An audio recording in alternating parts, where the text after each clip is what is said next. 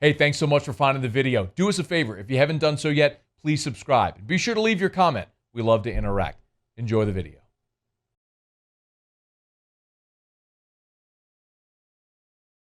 They're 1-2. There's really two issues that everybody's talking about. One seems to be, why can't they get a pass rush? And two is, of course, why can't they throw the ball downfield? As of right now, which do you think is the more concerning? I would say the defense is more of a concern. And I remember coming on last week, and I know you and a lot of people are going kind of on a spiel about air yards as far as it's not this big stat that we need to be harping on. I agree. After 2 weeks, I was more concerned with Drew Brees' completion percentage compared to an NFL next-gen stat, which was his expected completion percentage. And that was off by 8.5%. That has now closed in to like 3%. It's back up to 70%. If he can be accurate and move the offense, it doesn't have to be downfield. He doesn't have to be Aaron Rodgers. If they can move the ball, that helps it helps move the ball down the field when he's more consistent. He was more consistent again in week 3. So, and we know Michael Thomas is going to come back at some point. So you're going to have weapons that come back. Defensively, people are doubling up on Cam Jordan. He's not being as effective. And then when you have no pass rush and the way the Saints secondary is playing, leaky as it is, that is a double combination for what we've seen the first 3 weeks of the season. Do you think the Saints secondary is leaky as a result of there not being a pass rush, or are they just not playing up to their standard? I think it's more that they're not playing up to their standard. And I expect Marshawn Lattimore to lock down everyone, and that hasn't happened in weeks 2 and 3. I expected Janoris Jenkins to be a little bit better, and maybe the pick 6 coded some of the things, but he gave up a good bit of receptions in week 1, and that is leaked over into week 2 and week 3. And obviously we've seen some of the pass interference calls on him, which are blatant. And you've seen breakdowns in the secondary where, if Malcolm Jenkins is in coverage, it's a bad deal. There's miscommunications, like on that 72-yard play to Lazard. It looks like Marcus Williams comes up, and P.J. Williams is expecting him to help in the back end, and this guy's just running free. When Marcus Williams got called for the, I'd say, kind of bogus pass interference, he was beat. That's why he just shoved the guy. He was beat and misread the route. And we've just seen communication problems, tight ends running, not just covered and making catches, but free. At least Waller, they had a guy trailing. Some of these plays against the Packers, there was no one even covering a tight end. So this is multifaceted, and it doesn't have to do with a pass rush, I'd say. Okay.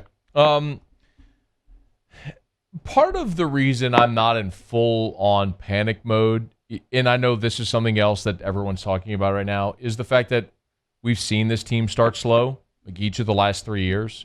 So is this another year like those previous years where they're just starting slow, or is there more reason for concern? I mean, I'm going to give them the benefit of the doubt. I'd be a fool not to at this point. But they need to win in Detroit. That Detroit team is not as bad as people are projecting. I mean, they were a dropped pass away from beating Chicago in week 1. They beat an Arizona team that's been playing pretty decent. They beat them. And, look, they've got Kenny Galladay's back with them. They've struggled in pass coverage. P.J. Hawkinson, their tight end, is a very viable tight end in coverage. And so, I almost feel like the defense has to prove it for me to believe it. So I feel like my attitude this week might change next week if they lose to Detroit. I feel like that this is they put themselves in a position to make this a more important game than we would have thought before the season started. I agree. Larry Holder's with us on Twitter at Larry Holder, theathletic.com/New Orleans. Do you have an update on Michael Thomas? No, not right now. I mean, I just feel like we will have a better sense of what he's going to be able to do starting tomorrow. I mean, injury questions, it's hard for me to ever answer on Tuesday because we figure out Wednesday when they practice. But look, usually that injury, you've seen 4 weeks, this, that, the other. I don't know if you want to rush him back.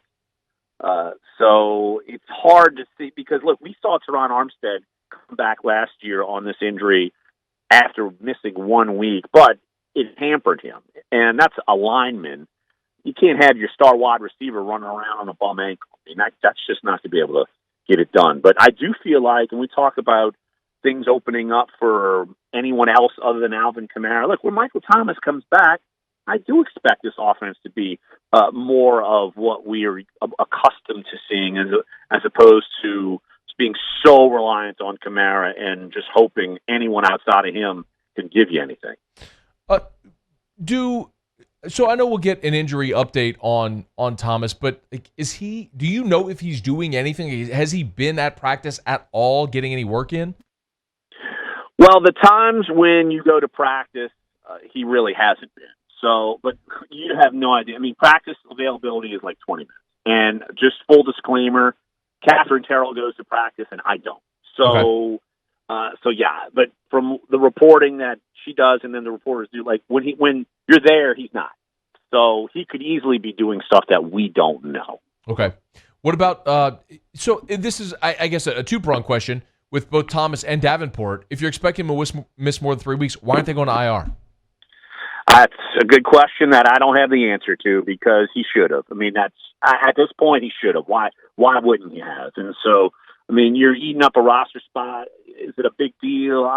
But still, you're wondering, why didn't you just do that? And like Sean Payton it sounds like on Monday he was trying to prop up the team. Oh, Cam Jordan, he's playing better than what people are saying. Oh, Drew Brees' arms look great. Like, it sounds like he's almost trying to throw out like propaganda stuff out there just to like say, look, we're not as bad. Quit panicking, everyone. And he keeps saying that Marcus Davenport's going to come back.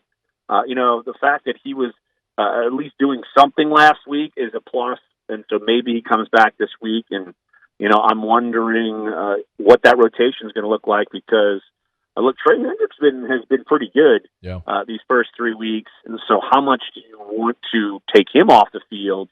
But if you have two guys on that side rotating in, maybe they start letting up on Cam Jordan and he's not being blocked and chipped and maybe he can be more productive. On the other side of the ball, do they have, specifically with the offense, and I was talking about this yesterday, I'm curious your thoughts. We're talking so much about the inability to push the ball downfield. And you can talk all you want about Drew Brees' arm, but that's something I don't think that's changed in the last several years. We just know that Drew's arm isn't what it was. But they've always had a Devery Henderson or a Ted Ginn. Like, is that guy on this team, Larry, the guy that actually can go get open and stretch a defense downfield? Not like Devery. He's someone who you would feel like that can just straight line, speed you, and go consistently. Like, I feel like Devery might have caught 30 balls a year, but you knew if you had to dial it up, you could do that. I don't know if they feel like they have that guy right now. Now, did they have fast guys? Sure. Deontay Harris is fast. Marquez Callaway, he's someone who is known for his straight line speed, but he rarely plays. I mean, he's on there basically to be a gunner. And because he's fast, he's a gunner on special teams. But they felt like maybe Tre'Quan could be that guy, but I just don't see him as that. So, like, at least for, say, 2017, you had Ted Ginn. I wasn't going to his consistency dropped off to where he's just running around and you don't even pay attention to him. Right. But as far as someone like Devery, let's be honest, I don't think they've had anyone like Devery since Devery. I mean, he's been gone for a few years. I guess that's kind of my point, though, Larry. We talked so much about Brees' inability to throw the deep ball. Drew even said it after the game. He said we had two called and we didn't get the looks we wanted. I mean, and one of them was when he checked down to Kamara, and he runs it 52 yards for a touchdown. I guess my point is there's two parts to that equation of throwing the deep ball that everyone's so obsessed with. You have to have someone that can get open deep. Right. I will say this. Brandon Cooks could get open deep. Yeah. Like, he had good speed. But I agree. Like, if it's not there, Drew is to the point in his career, and, I had a chat today on The Athletic where, of course, I'm getting peppered nonstop about Drew Brees. And my answer was the same. He's not going to take a risk and turn the ball over. He values possession, and he's less risky. That's why his interceptions are down. His interceptions have been down a ton the last few years because he's not willing to take as much risk. He'd rather say, all right, we'll ball control it. Their philosophy has changed. And part of that is because of the weapons, because maybe they don't have these big, deep threats.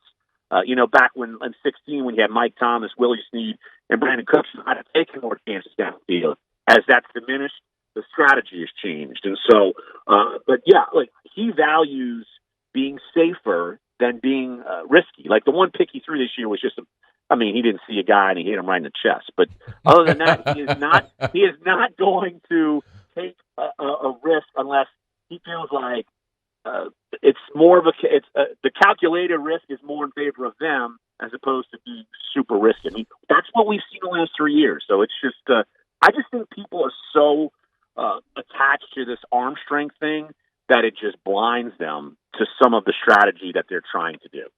So when do we get to see Taysom Hill, the starting quarterback this year? You're not going to see it this year. You might not even see it next year. We're never going to see Taysom Hill as a starting quarterback in New Orleans.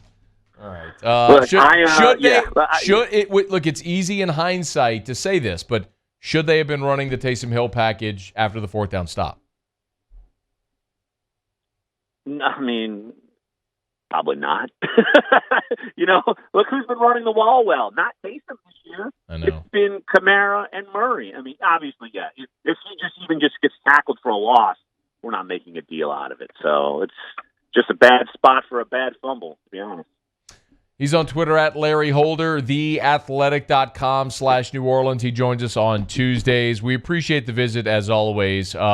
Careful, Sunday, noon. I'll be salty again on Twitter. So if you come out with lame-ass tweets, I'm gonna be at your throat again.